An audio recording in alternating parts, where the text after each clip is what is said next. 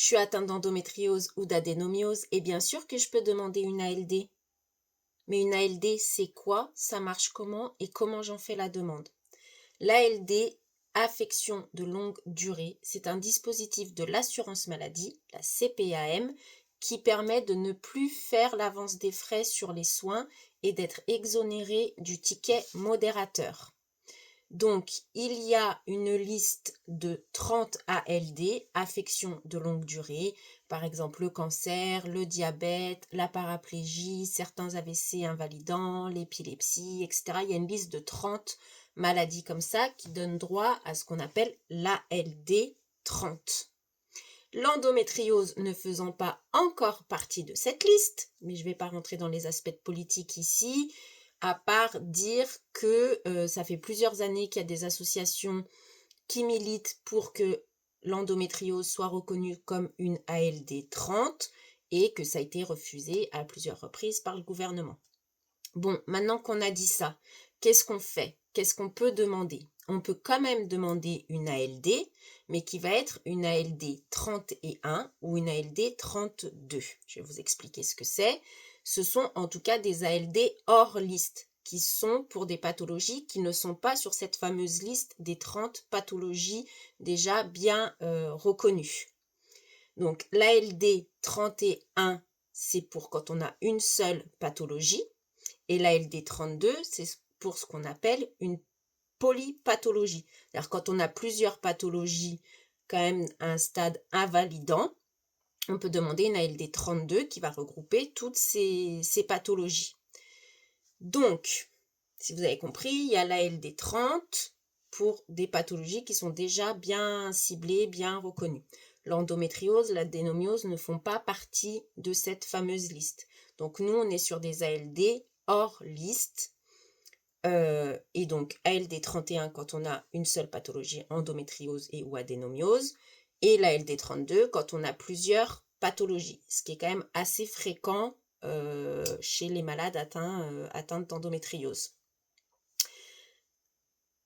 Les critères pour obtenir cette ALD: un traitement prolongé qui va durer plus de 6 mois, un traitement régulier, donc avec des choses régulièrement, des soins réguliers, et ce que l'assurance maladie va estimer qui est particulièrement coûteux.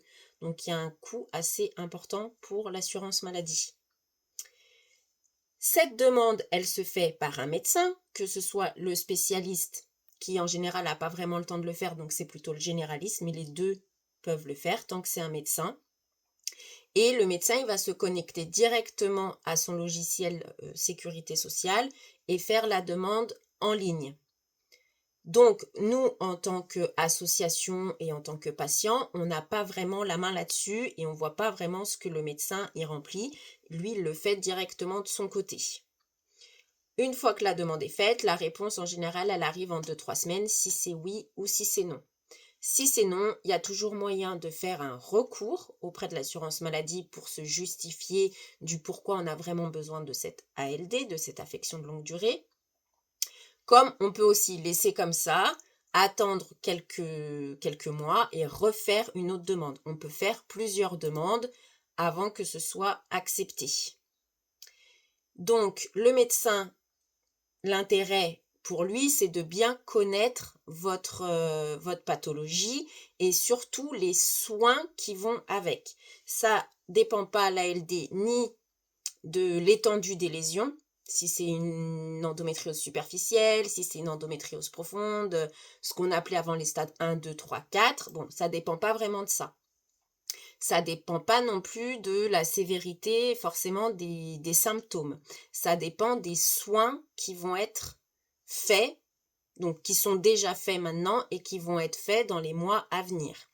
Et c'est là que c'est hyper important que quand vous allez chez le médecin, à chaque fois, vous apportiez tous les comptes rendus des différents spécialistes, des différents soins que vous êtes amenés à faire pour bien qu'ils comprennent quel est votre suivi global, quelle prise en charge globale vous avez et qu'ils puissent bien le répertorier dans cette demande d'ALD. C'est ce qu'on appelle le panier de soins, c'est-à-dire l'ensemble des soins en fait, le panier de soins. Donc dans ça, il y a le suivi spécialisé avec un gynécologue spécialiste de l'endométriose. Si vous voyez un gastro-entérologue, il faut l'ajouter. S'il y a urologue, s'il y a médecin de la douleur, s'il y a sage-femme, voilà, tous les professionnels de santé que vous êtes amené à consulter maintenant ou que vous allez être amené à consulter dans les mois qui viennent. Savoir si vous prenez un traitement hormonal, si vous prenez des antalgiques, des anxiolytiques, des antidépresseurs, etc. Tout ça, tout ce qui est traitement médicamenteux doit être référencé. Sachant que ça arrive aussi d'obtenir cette ALD sans qu'on prenne d'hormones. C'est pas une obligation de prendre des hormones pour avoir une ALD. C'est aussi possible de l'avoir sans traitement hormonal. Mais bon, s'il y a un traitement, il faut qu'il soit référencé. Si vous avez un TENS, l'électrostimulation, si vous voyez donc un psychologue, un kiné, un ostéopathe, un nutritionniste, les examens d'imagerie, échographie, IRM, coloscanner, etc. Que vous êtes amené à faire pour le diagnostic ou le suivi de votre endométriose, ça doit être référencé. S'il y a une hospitalisation en centre antidouleur, s'il y a une chirurgie, etc., ça doit être référencé. Donc, il faut bien s'assurer, on ne peut pas vraiment s'assurer puisque le médecin fait la demande lui de son côté, mais il faut bien lui expliquer tous ces soins-là et faire un peu une liste et lui apporter tous les comptes rendus ou toutes les prises de rendez-vous, etc., qui vont avec pour que lui, il puisse bien le reporter dans sa demande.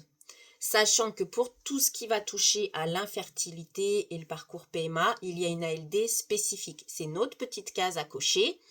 Et c'est une ALD spécifique pour tout ce qui peut concerner l'évaluation de la fertilité et les parcours PMA. Donc, je vous rappelle les critères, un traitement prolongé, des soins prolongés, réguliers et particulièrement coûteux. Bien insister avec le médecin pour qu'il coche la case affection de longue durée hors liste ou pathologie invalidante, donc ALD 31 pour une pathologie ou ALD 32 quand il y a plusieurs pathologies, et si c'est pour l'infertilité, la PMA, la case correspondante, qui est une autre case. Parce qu'on a remarqué, nous, dans les témoignages qu'on reçoit et après discussion avec le ministère de la Santé, qu'en fait, régulièrement, si la bonne case n'est pas cochée, eh ben, ça va être refusé juste pour une question de case qui est mal cochée. Si le panier de soins que je vous expliquais, donc avec tous les spécialistes que vous êtes amenés à voir, tous les traitements que vous avez, tous les soins autres que vous faites, psychologue, kiné, etc., sage-femme, examen d'imagerie, hospitalisation, chirurgie, etc., si ça, c'est pas bien référencé, c'est refusé direct. Donc, l'idée, c'est de mâcher un peu le travail du médecin et de lui faire comprendre tout ce dont vous allez avoir besoin. Et ensuite, comme je vous disais, la réponse de la CPAM, elle arrive en 2-3 semaines, si c'est oui ou si c'est non. Donc, qu'est-ce que permet cette ALD 31? Ça fonctionne en fait comme l'ALD 30, sauf que il faut vraiment faire cette demande et ce travail de description du panier de soins, des traitements, des soins, pour avoir une chance d'être accepté. Donc, ça permet, comme je vous disais, l'exonération du ticket modérateur. Donc, on n'avance plus les frais quand on va à une consultation, quand on fait un examen, etc. Par contre, c'est important de le savoir, ça ne rembourse pas les dépassements d'honoraires. Ça, c'est en fonction des mutuelles. Si vous avez une CMU, il n'y a pas de dépassement d'honoraires. Mais si vous avez une mutuelle, faut voir ce qu'elle prend en charge dans les dépassements d'honoraires. Ça ne rembourse pas les médecines douces.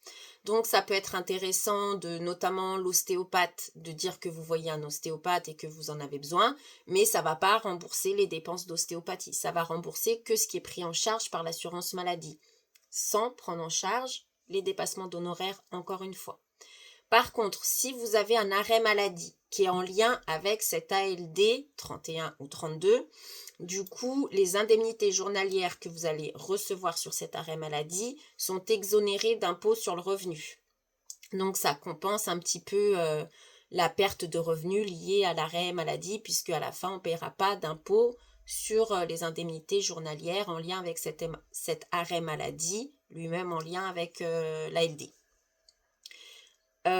L'ALD, ça peut faciliter le remboursement de vos frais de transport si vous avez besoin d'un taxi VSL pour aller à vos rendez-vous. Mais attention, c'est pas automatique. Il faut vérifier les conditions avec votre assurance maladie. Et dans certains cas, dans pas mal de cas, il faut quand même faire une demande d'accord préalable auprès de votre assurance maladie et attendre la réponse de l'assurance maladie pour savoir si oui ou non vos transports vont être remboursés.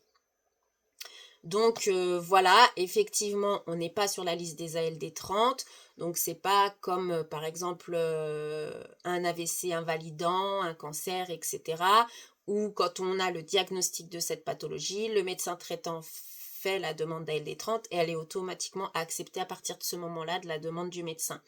Nous, il faut se justifier encore pas mal avec tout ce que je vous ai expliqué, mais c'est possible. De plus en plus de femmes de plus en plus de personnes obtiennent cette ALD 31 ou cette ALD 32 en lien avec l'endométriose. Donc, on ne baisse pas les bras, on fait sa demande.